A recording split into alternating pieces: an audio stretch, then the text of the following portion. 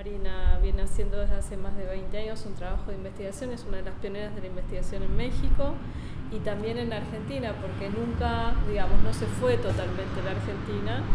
Entonces abrió de alguna manera un cruce muy interesante que tuvo que ver con sus estudios de maestría y de doctorado, también vinculado a las digamos, lenguas indígenas y el choque de culturas.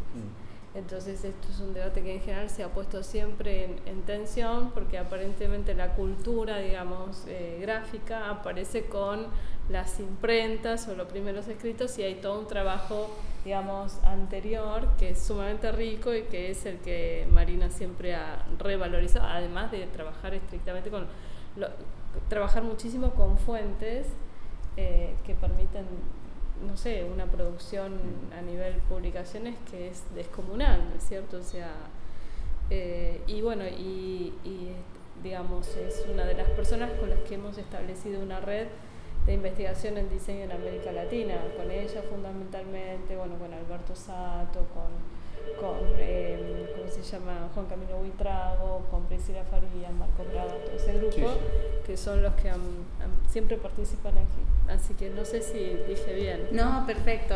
Muchas gracias. No, por favor. Estoy muy contenta de estar de nuevo en el instituto. Y es investigadora concurrente. Investigadora concurrente. Correspondiente del instituto de México.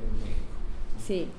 Entonces, bueno, estoy muy, muy contenta de poder venir hoy a presentar algunas.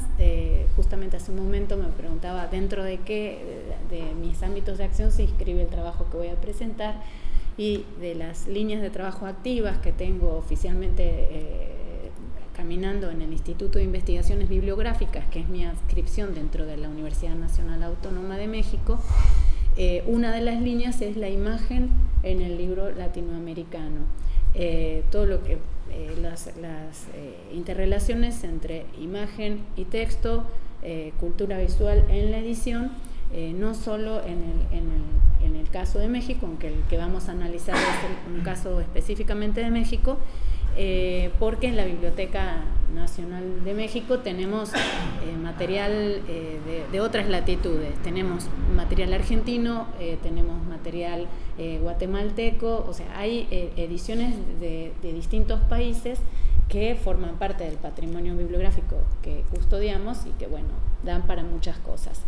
En ese contexto, y esto fue un poco la realización de este trabajo, fue a causa de la gentil invitación que me hizo hace un tiempo el doctor Vicente Quirarte, exdirector de la biblioteca y del instituto, y compañero de académico, sobre el tema de las vanguardias. Fue mirar la producción editorial de las vanguardias. Se ha estudiado de manera importante la producción literaria de las vanguardias, particularmente algunos de los soportes, concretamente los manifiestos, pero no tanto la producción del libro, como una forma específica de vehiculización de esos discursos. Y en ese sentido es que preparé este trabajo, también un poco para ver si hay continuidades o rupturas en las formas en que transitan las modernidades de Europa a México, y si esos discursos de vanguardia se dan no solo a nivel de lo literario, sino también a nivel de lo visual. Esas fueron un poco las inquietudes de las que arranca el trabajo. Es un trabajo que está publicado y voy a remitirme a la lectura del texto para no desbarrancar. De todas maneras, en la dinámica, si quieren interrupción, no hay problema, si no preguntas después también puede ser el caso. Bueno, en el sistema de medios para la difusión de sus ideas, las vanguardias artísticas del siglo XX consideraron como espacio privilegiado al manifiesto, aunque también produjeron otra clase de impresos. Durante el antiguo régimen, y en tanto declaraciones públicas, los manifiestos fueron usados con fines más administrativos e ideológicos que literarios, por las clases tanto gobernantes como las entidades religiosas. permitiendo así que en este ámbito de lo escrito se explicaran y justificaran los rumbos de algunas acciones políticas. Estos soportes del quehacer administrativo y social se fueron diversificando y variaron en formas, estilos y características visuales. En este tenor de ideas es posible recordar las 95 tesis que Lutero clavara en 1517 en la iglesia de Wittenberg contra la iglesia de Roma y mucho más tarde el manifiesto del Partido Comunista publicado en 1848. Ambos documentos, por diversas razones, tendrán gran impacto en otras proclamas sociopolíticas y artísticas posteriores. Si bien la función primera del manifiesto era avisar, informar del surgimiento de una nueva corriente ideológica en las que las vanguardias del siglo XX, en las vanguardias del siglo XX esos medios incorporarán atributos adicionales, tanto literarios como visuales, constituyéndose así en una de las piezas predilectas de las proclamas de difusión de varios movimientos. Es así que el manifiesto se integrará a las piezas de arte y, como indica Silvia Pape, una de las estudiosas de las vanguardias en México, concretamente del estridentismo, no solo se trata de una forma, sino de un acto discursivo. Sin duda, cambia el lugar del arte y altera su función. El carácter abierto borra el límite entre arte, realidad histórica y vida cotidiana. En su estrategia irruptiva, el manifiesto establece una nueva relación con el lector al alterar el sistema de símbolos y códigos tradicionales y emplea una serie de apuestas lingüísticas, creativas y visuales. A nivel de la organización más amplia del soporte, tergiversa los patrones usuales de disposición del espacio escrito, es decir, no usa la página en forma tradicional, sino que recurre a operaciones de intervención gráfica. En esa medida, algunos manifiestos, que suelen desdoblarse genéricamente en carteles, adquieren una potencia visual que apela al grito desbocado y se sale de los cánones clásicos y de la ortodoxia de la organización textual a la que recurre la literatura convencional. Pero, ¿cómo lo hace? A partir del uso de contrastes entre el dibujo de los signos de escritura. Por lo tanto, no es lo mismo la potencia de una A mayúscula que la pretendida tranquilidad de una A minúscula, a partir también de la tensión cromática entre colores opuestos o complementarios, recuérdese el rojo sobre negro, que es el habitual, u otro tipo de combinaciones binarias usualmente opuestas, a partir del uso, por ejemplo, sincopado, alternativo de diversos grosores de ojos de tipo, como el contrapunto entre redondas romanas, negras, ligeras, condensadas o expandidas, a partir de la aplicación de posturas tipográficas como redondas versus cursivas o el contraste de diseño entre, por ejemplo, una gótica o una redonda romana, o a partir de la organización de la paleta tipográfica bajo nuevos preceptos de legibilidad, en especial la que se desprende de la oposición entre letras sin remate o de palo seco y las que sí tienen remate. Sin embargo, aquellas hojas desplegadas que muchas veces presentan una matriz comunicativa y formal de cartel no serán las únicas que servirán para la expresión creativa de las vanguardias, sino que éstas se articularán además en grados diversos con otros soportes impresos, especialmente revistas y libros. El conjunto de esos espacios iconotextuales, a la vez plásticos y literarios, tendrán diversas intencionalidades discursivas y resultados visuales dispares, que variarán en relación directa con las potencialidades y limitaciones de cada uno de dichos medios e imprimirán así sellos distintivos a cada vanguardia o movimiento. En el caso del estridentismo, es posible observar que si bien el movimiento arrancó con el uso de manifiestos, de manera progresiva pero veloz, incorporó a su repertorio de plataformas discursivas al libro y la revista, espacios privilegiados de proyección artística, atalayas desde donde espetó su ideario a la sociedad.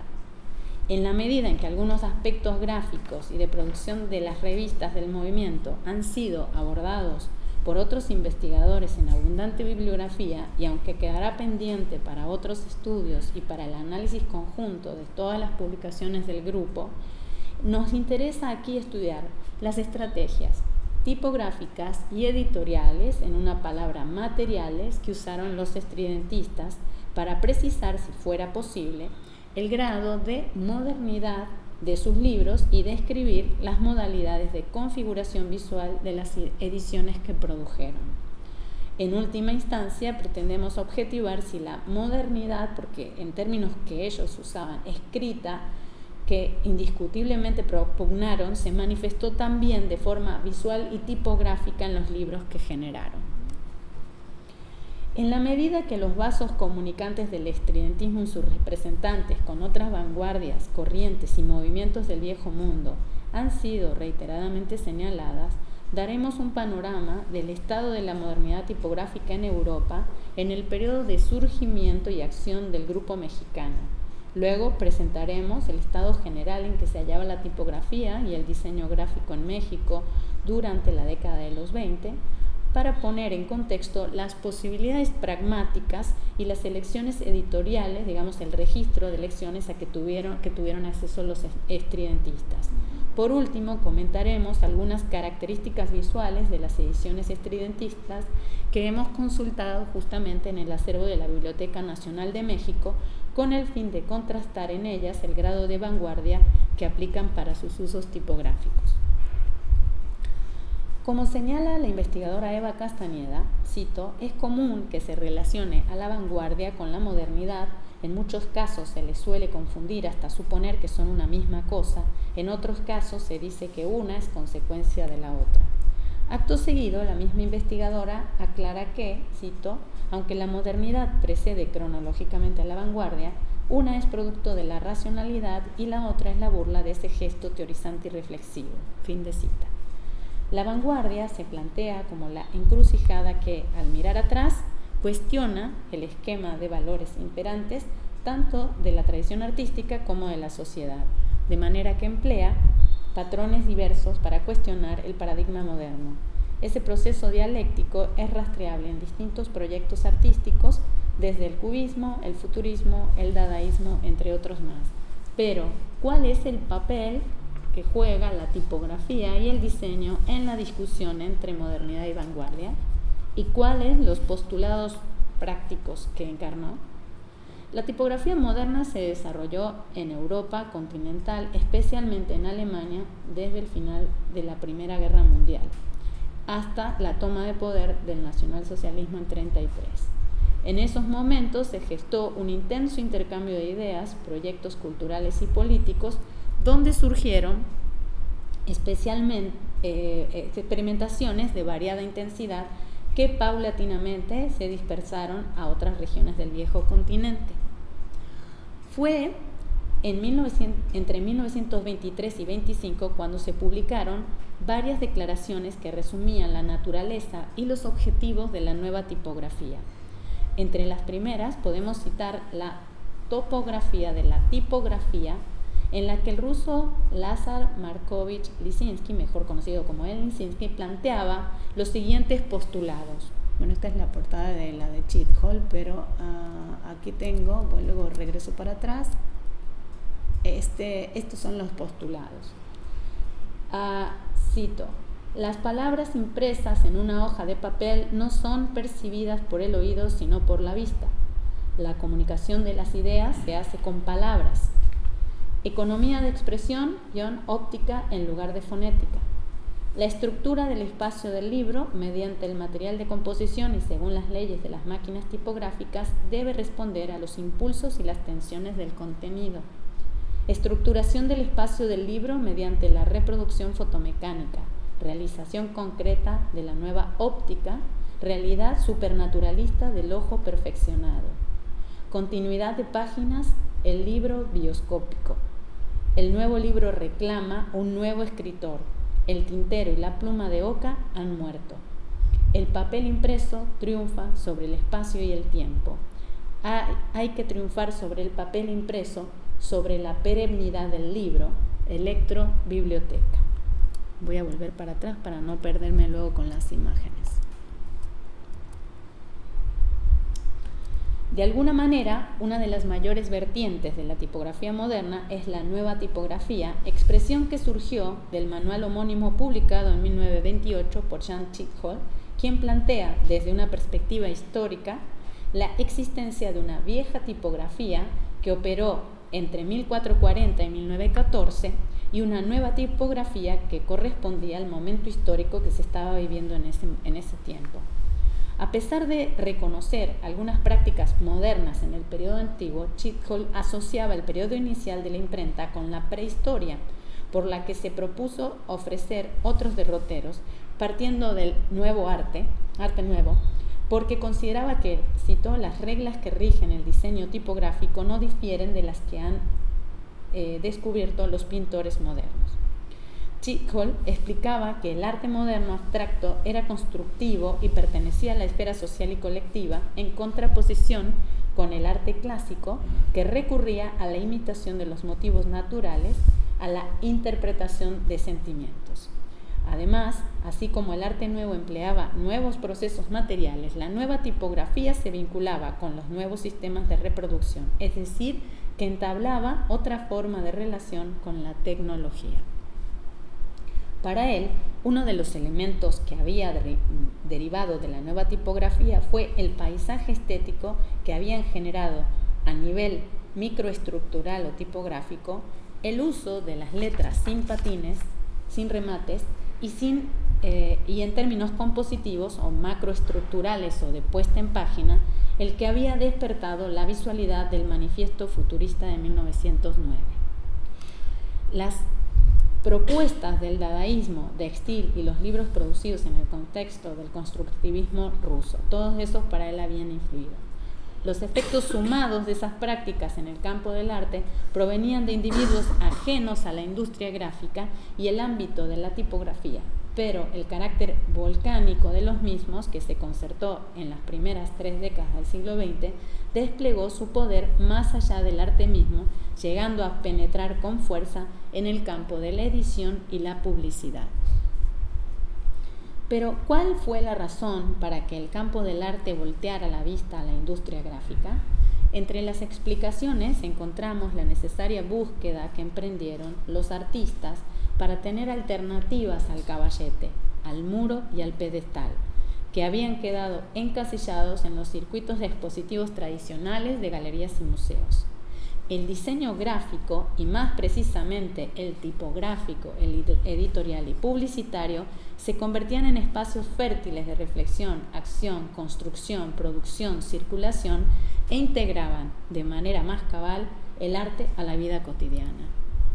Regresando al enfoque que planteaba la nueva tipografía en voz de Chitthol, es posible mencionar las siguientes ideas o postulados.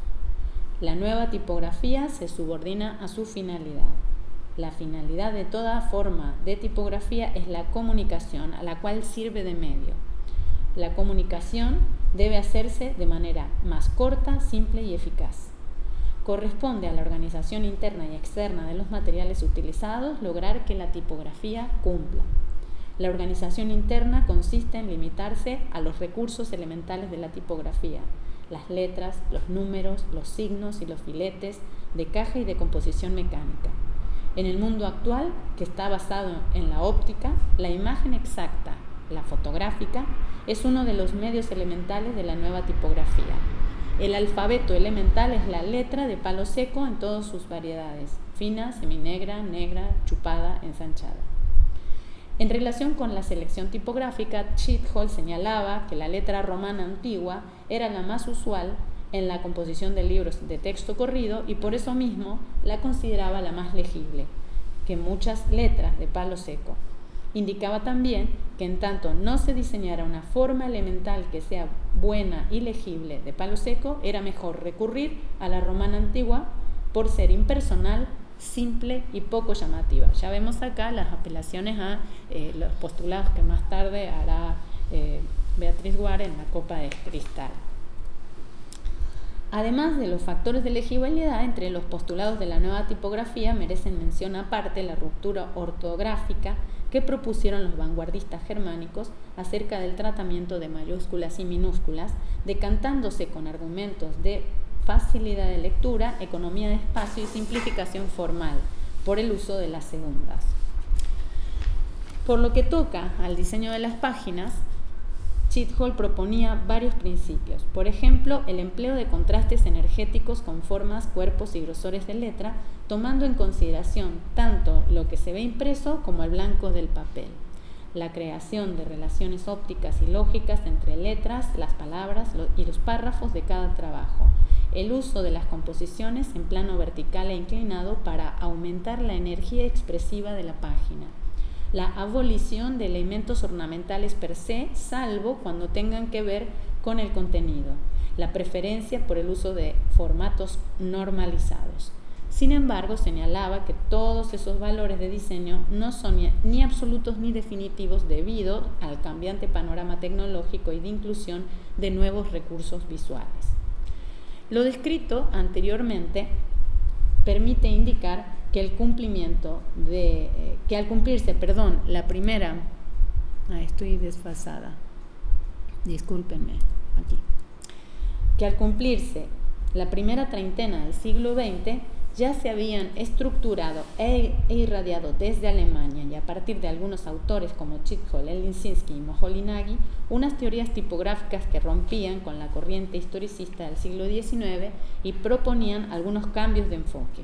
Además de los escritos de estos exponentes, otros elementos que prefiguran el cambio de rumbo en la concepción visual de las artes gráficas son perceptibles en los muestrarios o especímenes tipográficos, los catálogos de letras. Los manuales de imprenta también son una fuente y algunas publicaciones gremiales del periodo, obras que intentaban dar cuenta del estado de la cuestión en aspectos técnicos y de modas. A manera de ejemplo de estas tendencias, comentaremos que además de la promoción de maquinarias y papeles importados, estas obras presentaban alegatos sobre la conveniencia de publicar cierto tipo de libros, servían también para instruir a los obreros de la industria gráfica en las noticias históricas de la imprenta y recomendaban el uso de determinadas fuentes tipográficas. Ahora vamos a pasar, después de estos postulados, al estado de la cuestión en México para este periodo. Los postulados tipográficos de las vanguardias europeas comenzaron a llegar a México por diferentes vías. Algunos desde Estados Unidos de Norteamérica, de la mano de los prospectos y catálogos de los proveedores de materias de imprenta, con los dictados visuales de las compañías de publicidad que se hacían presentes paulatinamente en las páginas de revistas y periódicos locales. Otras veces llegaron diluidos mediante la reinterpretación que de esos principios se hicieron en algunas revistas y libros españoles, franceses e italianos, y digo diluidos porque fueron quizá más reticentes al racionalismo geométrico germánico, pero no por ello estuvieron menos interesados en los postulados de la gráfica de las nuevas corrientes artísticas. A esas ideas se sumaron algunas estrategias de corte más local, con cierto sabor nacionalista, generando así un abanico de posibilidades que, si son analizados en una amplia gama de impresos mexicanos del periodo, permiten reconocer y proponer, de mi parte, 5 vertientes, que son las que aquí mencionamos y que vamos a describir muy someramente porque fueron justamente la materia de la que hablamos ampliamente en la ponencia de hace unos años sobre el diseño gráfico en México en la primera mitad del siglo XX, en este mismo espacio. La neoprehispánica, la neocolonial, la popular artesanal, la neoclásica y la vanguardista. Las raíces o antecedentes de la primera, la neoprehispánica, las podemos encontrar en los discursos sobre las propuestas gráficas reivindicativas impulsadas por Antonio Peñafiel y discutidas por Manuel Álvarez. El primero proponía una gráfica telúrica que se hizo evidente en al menos 2 de sus libros, concretamente Alfabetos adornados, aplicaciones decorativas del arte mexicano antiguo, publicado en 1898, y Alfabetos aztecas, de 1900. En ellos, Peñafiel presentaba letras de estilo gótico, su forma era gótica, o también de corte egipcio, o sea, de patín cuadrangular, con fondos y acompañamiento de grecas, prehispánicas, chimalis, que son los escudos de los guerreros nahuas, y personajes también indígenas, digamos con atavíos indígenas. Este elemento fue la piedra de toque del neoprehispanismo en el ámbito estrictamente tipográfico. El neoprehispanismo arquitectónico ha sido ampliamente estudiado. Mientras que en las ruinas de Mitla y la arquitectura nacional, otras dos obras de 1900 publicadas por el segundo, por Álvarez, el autor reviraba con la siguiente sentencia, una crítica. Últimamente hemos visto aparecer letras aztecas como si los indios hubiesen conocido el alfabeto y no hubiera existido en la Edad Media letras con adornos semejantes a los nuestros, como se puede ver en la gramática del ornamento de Owens. Esto discurre en una atención mucho más amplia sobre cuestiones de artes aplicadas, ornamentación, y concretamente se va a materializar este neoprehispanismo, estos asuntos de gráfica en el método de dibujo de Bess Mugar, publicado en 1923, que recoge de alguna manera las síntesis formales de edificios y artes prehispánicas. Esto entra en todo ese discurso de revisar los patrones y modelos gráficos locales. La segunda y tercera vías, lo neocolonial y lo popular respectivamente, iniciaron al final del Porfiriato el primero y tuvo su auge entre 1915 y 1930 y basaba su ideario en un cierto rechazo al progreso, la promoción de valores predominantemente religiosos y la autoridad vertical que había sido usual durante la época colonial y en los regímenes dictatoriales del 19. Las fuentes visuales que retomaron los artistas y maquetistas de esa raigambre fueron, por ejemplo, el uso de tipos góticos y guardas silográficas visibles en los primeros impresos mexicanos del siglo XVI, así como también las artes y los oficios coloniales, por ejemplo, patrones que remedan la herrería, la cerámica, el uso de la talavera o inscripciones lapidarias de los edificios públicos y religiosos novohispanos. Lo artesanal se advirtió en la estilización de algunos motivos, objetos y materiales mexicanos tradicionales, como por ejemplo el uso de papel de China, muy habitual para fiestas y celebraciones, usado comúnmente para hacer guardas decorativas o calaveras en el Día de Muertos y otras fiestas populares. Y el uso de soportes neoeuropeos como remedar el papel a mate o el trabajo de textiles, como si fueran bordados textiles o iconografía indígena para el uso en la gráfica, directamente, como lo que estamos viendo, que son portadas.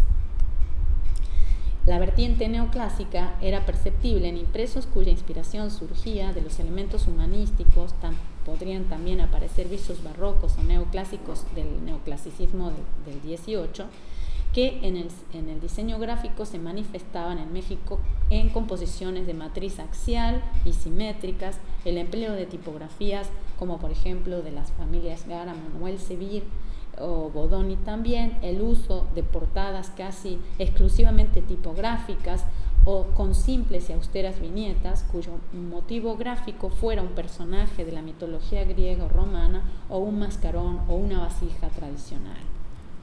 Finalmente, lo vanguardista se manifestó de varios modos en la edición mexicana, algunos más rupturistas, otros decididamente más comerciales.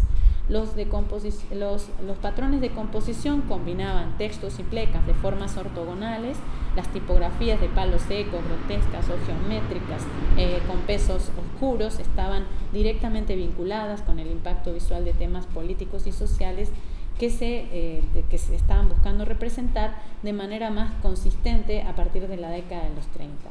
Las representaciones más comerciales, por lo general, se decantaron por las características del Art Deco. Los principales elementos de este estilo, abstracción, descomposición formal en piezas elementales, linealidad y geometrización, funcionaron muy bien en la tipografía mexicana, ya que gran parte de los motivos visuales autóctonos como grecas, pirámides y la síntesis formal de estructuras, muchas de ellas arquitectónicas, se combinaban agraciadamente con la simplicidad de esas letras latinas. Ahora bien, el estridentismo se ubica en la década de los 20 del siglo XX, momento de fermento reivindicativo de la cultura nacional en consonancia con postulados ideológicos postrevolucionarios. en el mismo periodo en que surgen la Escuela de Pintura al Aire Libre, el renacimiento del grabado mexicano, que junto con el movimiento muralista formarán el Frente Cultural de Vasconcelos. Fue un movimiento híbrido porque de las escuelas europeas aprovechó todo lo que le servía para narrar el vértigo del siglo naciente sin dejar de atender la realidad local en la que estaba inmerso. Del futurismo italiano de Marinetti, de donde tomó la mayor parte de la carga conceptual, el movimiento mexicano replicó el interés por la tecnología, la velocidad y la estridencia sonora. Como lo refiere Luis Mario Schneider, uno de los más importantes estudiosos del movimiento estridentista, cito, del unamismo concebido por el francés Jules Roman, tomaron lo multitudinario, la marcha y la cadencia de las ciudades modernas, de los seres inmersos en lo que más tarde se llamaría la selva de asfalto. Del dadaísmo de Sara adoptaron el juego puro, la destitución de la santificación del arte. Inventar pero con la inocencia, la candidez y la gratuidad de las imaginaciones infantiles. Del creacionismo de Huidobro captaron la idea del poeta rival e igual a Dios, en cuanto que el arte es una invención idéntica al proceso divino de creación del universo. En fin, el estridentismo se parece al ultraísmo español, por lo que este último tiene también de imitación, de síntesis de las anteriores. Fin de cita. Ahora bien, identificar el contacto que tuvieron los artistas del estridentismo con las vanguardias europeas nos permite documentar las migraciones, flujos y contraflujos de conceptos literarios y visuales entre ambas orillas del Atlántico. En ese sentido, uno de los primeros acercamientos que experimentó Manuel Maples Arce con aquellas corrientes fue, por un lado, el conocimiento de los manifiestos futuristas, dada y ultraístas, por otro, la entrevista que hizo David Alfaro Siqueiros, testigo directo de los movimientos en Europa, y la revisión de publicaciones materiales, o sea, específicamente que llegaban a Zigzag, Revista de Revistas o el Universal Ilustrado. Conocimiento que devino en vínculos tras la publicación del poema Esas rosas eléctricas en 1921. Sin embargo, aunque Maples Arce tuvo un conocimiento claro del matiz de cada una de esas vanguardias, su pretensión fue, si se quiere, más ecuménica e integradora, al punto de haber planteado, cito, ya nada de creacionismo, dadaísmo, paroxismo, expresionismo, sintetismo, imaginismo, suprematismo, cubismo, orfismo, etcétera, etcétera, de ismos, más o menos teorizados y eficientes. Hagamos una síntesis quintesencial y depuradora de todas las tendencias florecidas en el plano máximo de nuestra moderna exaltación iluminada y epatante, no por un falso deseo conciliatorio, sincretismo, sino por una rigurosa convicción estética y de urgencia espiritual. Fin de cita. Varios investigadores han señalado que en los trabajos gráficos de los estridentistas se hizo uso creativo de la tipografía como elemento formal, así como una iconografía de la modernidad, sobre todo encarnada en la imagen de la radio, los rascacielos y los andamios, por dar algunos ejemplos, en la medida en que sus temas fueron extraídos casi exclusivamente del entorno y la vida urbana y de los adelantos técnicos. También han señalado la importancia que tuvo la fotografía como nuevo elemento artístico, los tres medios impresos que generaron esta vanguardia fueron los manifiestos, las revistas y los libros. El movimiento nace en diciembre de 1921, justamente enarbolando la hoja volante actual número 1, redactada y firmada por Manuel Maples Arce, la cual incluye al final un directorio de vanguardia extraído de las revistas de las vanguardias europeas y latinoamericanas. El comprimido estridentista salió en la Ciudad de México, el primero. El segundo apareció en Puebla en 1923, el tercero en Zacatecas en 1925 y el último en Ciudad Victoria, Tamaulipas, 1926. Sin detenernos ahora en ellos, es preciso decir que en estos manifiestos es donde vemos replicarse más nítidamente los postulados de la nueva tipografía. El estridentismo procuró también, no sé por qué no pasa, ahí está. Procuró también tener órganos de difusión más continuos y diversos, ya que además de los manifiestos publicaron revistas como Irradiador, que arranca en 1923, de la que aparecieron 3 números. Poco después, cuando el movimiento se trasladó a la ciudad de Jalapa en 1925, espacio que fue denominado por ellos Estridentópolis, nació la segunda publicación, que se llama Horizonte, la más relevante de sus publicaciones periódicas, que alcanzó 10 números y contó con el apoyo de un sector periodístico vinculado con el semanario El Universal Ilustrado, dirigido en ese momento por el crítico y cineasta Carlos Noriega Hope. A ver. Ahí está un poco lento quizá porque no pasan las imágenes, quizá. Ahí está. Además de las anteriores, los manifiestos y las revistas, en sus 5 años de vida el estridentismo produjo una valiosa obra literaria que se plasmó en libros. Aunque ha sido usual enlistar los títulos por sus autores, porque digamos la matriz analítica ha sido la literaria y la lingüística sobre todo, si atendemos a la cronología de aparición y a las imprentas que los hicieron, obtendremos otra mirada del movimiento. En este sentido material, arqueológico, que es el eje que nos interesa atender, es posible identificar 3 momentos de las ediciones. El que corresponde a la producción en Cultura, en la Casa Cultura, Librería Cicerón y Ediciones Estridentistas, que va de 1921 a 1925, el de las ediciones de Horizonte, que va de 26 a 27. En el primero aparecen Andamios Interiores de 1922, La Señorita Etcétera del mismo año, Esquina de 23, Avión del mismo año, Radio, Poema Inalámbrico en 13 mensajes de 24, Urbe, Superpoema Bolchevique en 5 cantos de 24 y El Pentagrama Eléctrico de 25.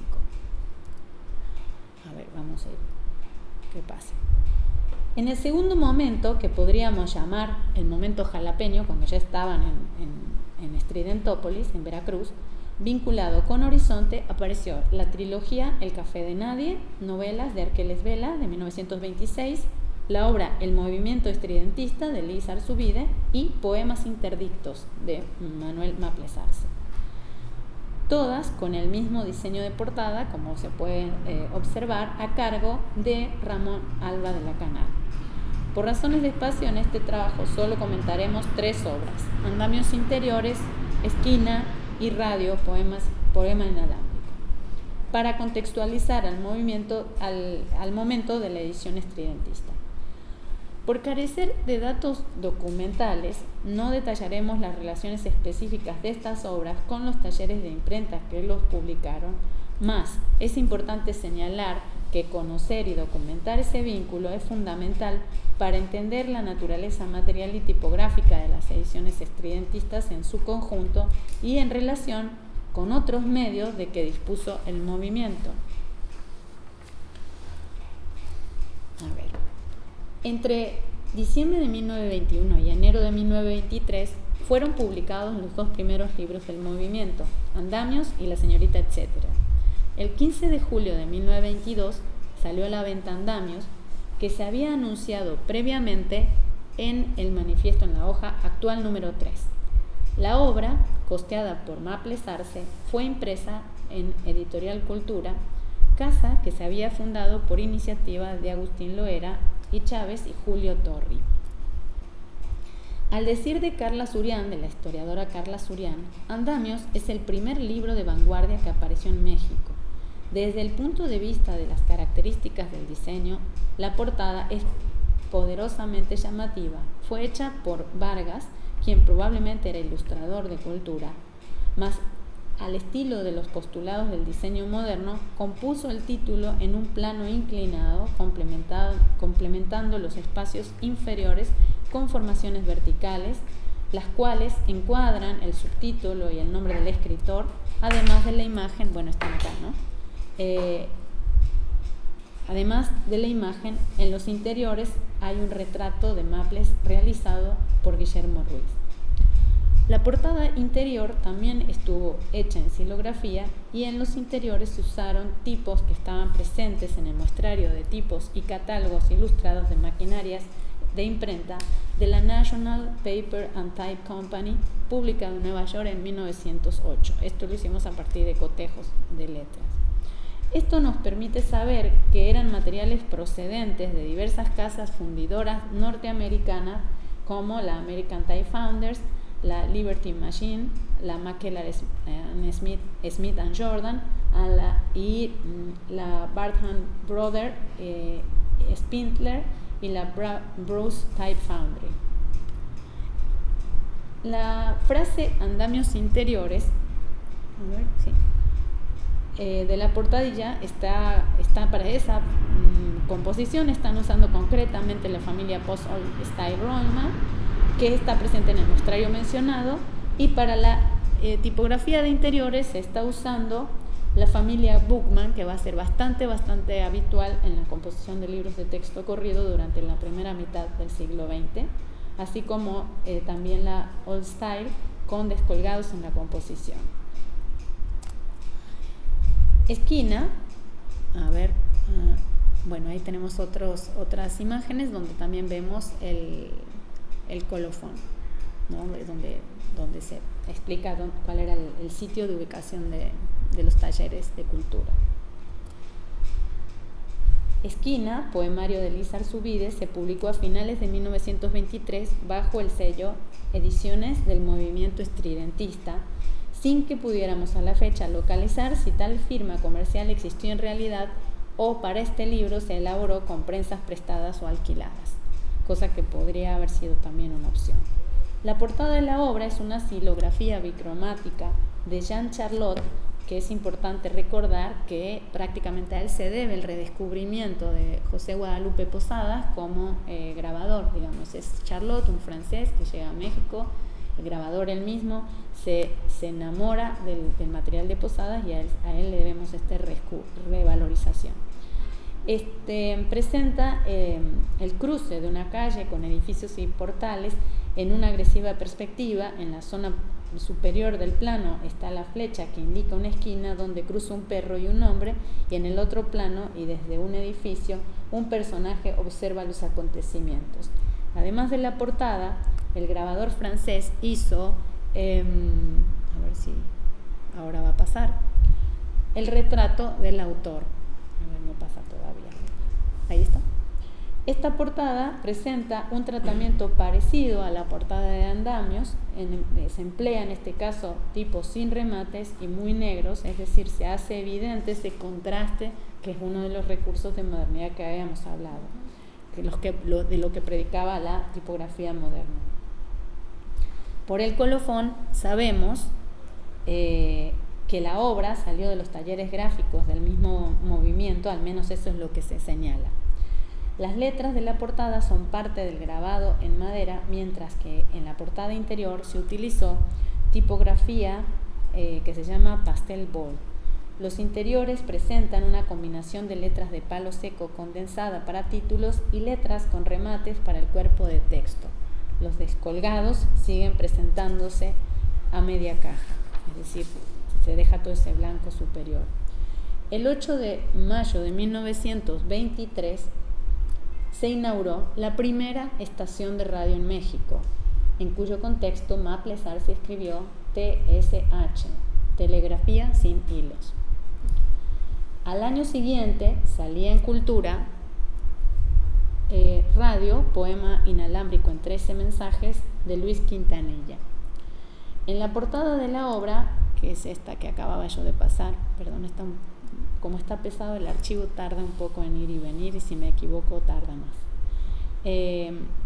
La portada de la obra de Quintanilla que estamos observando Fue realizada por Roberto Montenegro, un ilustrador que tuvo un importante trabajo en varias obras, pero muy conocido por las ilustraciones que hizo para los 2 volúmenes de lecturas clásicas para niños, que fue una de las obras que publicó Vasconcelos. Se hace en este caso un uso desarticulado de las letras para el título. Si ustedes ven la palabra radio, que está dentro de la ilustración, están separadas las letras que escriben la palabra radio. Es un verdadero juego visual, similar al que había realizado la revista española Ultra. La portada interior de la publicación, con una organización de la página mucho más axial, que es la que vamos a ver ahora, emplea en varios de los poemas el juego de letras mayúsculas y minúsculas, y la tipografía que se usa es la fuente Bookman, como había mencionado. Los descolgados ya no son centrados, sino más elevados. Las sangrías son abruptas, a diferencia de los 2 casos anteriores, en que la distinción de los párrafos se marca con líneas en blanco. Es decir, que los textos tienden a tener formas a partir de bloques. O sea, aquí ya vemos alguna forma de composición de la puesta en página, digamos, que remeda más los postulados de la tipografía moderna. En contraposición con las obras anteriores, las que salieron con el sello de Ediciones Horizonte presentan una estética distinta. El primer elemento que salta a la vista es que el tratamiento de las portadas tiende a formar una imagen de colección, es decir, ¿dónde está esta? Es decir, que se emplean letras de madera cortadas ex profeso para formar el nombre del autor, el título, y también hay una especie de logo de la editorial. Voy a pasar al esquema de estas portadas. La portada son cartulinas claras semirrígidas y que también emplean solapas. Están en composición bicromática, pueden ser negro y azul, negro y anaranjado, y ya no hay imágenes en ellas, salvo la pequeña viñeta. No sé por qué faltó esta imagen. Perdón. Creo que me la pasé, disculpen ustedes. Salvo la pequeña viñeta con un horizonte estilizado en la portada a manera de identidad editorial. La tipografía empleada para el cuerpo de texto, al menos en los casos del Café de Nadie y Poemas Interdictos, es la Cheltenham. Si analizamos los colofones de la época de esta época de diseño, apreciaremos que las obras fueron impresas en Jalapa. En el caso de Poemas Interdictos se señala que el libro se acabó de imprimir en esa ciudad en 27 y que contiene un retrato del autor, dice el colofón, que específicamente lo realizó Leopoldo Méndez, que va a ser el fundador del taller de gráfica popular. No será hasta el último libro del grupo, El Movimiento Estridentista, donde vemos conjugarse claramente varios de los postulados de la nueva tipografía en conjunto, a saber, el uso de letras sin remates, de palo seco y con distintos pesos y tamaños, el uso de plecas como elemento que permiten gestionar la arquitectura interna de la página, del espacio compositivo, el uso de letras minúsculas en algunas de las firmas. Se recurre además a la fotografía, pero no se dejan de lado los grabados en madera, y a la manera y con el aroma visual de la etapa anterior, el lenguaje de esta edición es más cercano al del manifiesto y las publicaciones periódicas del movimiento. Es decir, solo en esta obra, de todas las que vimos, solo en esta obra podríamos localizar de manera más lograda, sistemática y consistente un vocabulario y síntesis tipográfica modernos. Encontramos aquí que solo al final de sus propuestas bibliográficas, y cual canto de cisne, el movimiento logra ecualizar un lenguaje literario y una propuesta de diseño y visualidad en clave de vanguardia. También la obra indica los productores de esos materiales. No resulta poco curioso este desfase visual de la propuesta estética desigualmente rupturista entre las publicaciones periódicas y los libros de los estridentistas, que quizás se puede explicar en modelos de producción bibliográficas más conservadores y arcaizantes en relación con el que era usual para las revistas, y también con la participación más delimitada de algunos actores en ambos medios. A la agilidad gráfica que propusieron Jean Charlotte, Fermín Revueltas, Alba de la Canal y Leopoldo Méndez en los manifiestos, en Horizonte e Irradiador, no hubo un grupo de contrapunto, un grupo similar que permitiera que en los libros se respirara ese vórtice de viento renovador. Básicamente es eso. Ya, gracias.